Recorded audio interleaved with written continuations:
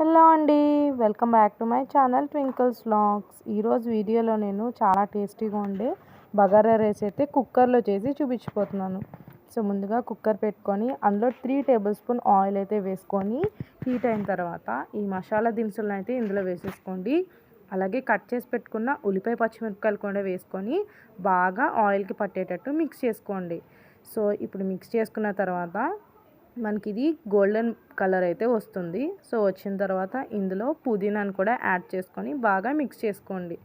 So ఇలా బాగా mix చేసుకున్న తర్వాత ఇప్పుడు ఇందులోకి నేను అల్లం వెల్లుల్లి పేస్ట్ను కూడా వేసేసి మంచిగా బాగా ఆయిల్కి పట్టేటట్టు ఇంకోసారి అయితే తిప్పేసుకుంటున్నాను. సో ఇలా ఇలా బాగా తిప్పుకున్న తర్వాత ఇప్పుడు నేను ఇందులోకి డైరెక్ట్గా రైస్ అయితే వేసేస్తున్నానండి.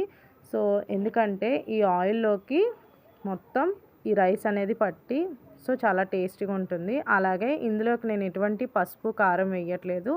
ఓన్లీ సాల్ట్, మసాలా దినుసులు, ఈ హోల్ గరం మసాలా నేను ఇంట్లో తయారు చేసుకున్న పౌడర్ కూడా వేసుకొని ఈ రైస్కి మొత్తం ఆయిల్ అనేది ఇలా బాగా పట్టించే వరకు మనం బాగా మిక్స్ చేసుకోవాలి. అప్పుడే మనకి ఈ బిర్యానీ టేస్ట్ అనేది చాలా బాగా వస్తుంది.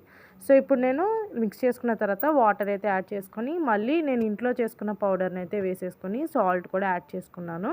అలాగే కొంచెం పుదీనా కూడా యాడ్ చేసుకొని మళ్ళీ బాగా ఒకసారి మిక్స్ చేసుకున్నాను. అంతేనండి. ఇలా మిక్స్ చేసుకున్న తర్వాత ఇప్పుడు ఈ కుక్కర్ లిడ్ని అయితే పెట్టేసుకొని జస్ట్ 3 విజిల్స్ అయితే వేయించండి అంతే. ఈ 3 విజిల్స్ అయితే అయిపోయిన తర్వాత నా బిర్యానీ కూడా రెడీ అయిపోయిందండి. అంతే, చాలా సింపుల్గా ఉంటుంది. బగారా రైస్ చాలా టేస్ట్గా కూడా ఉంటుందండి. ఎందుకంటే ఆయిల్లో బాగా పట్టించి చేశాను కదా.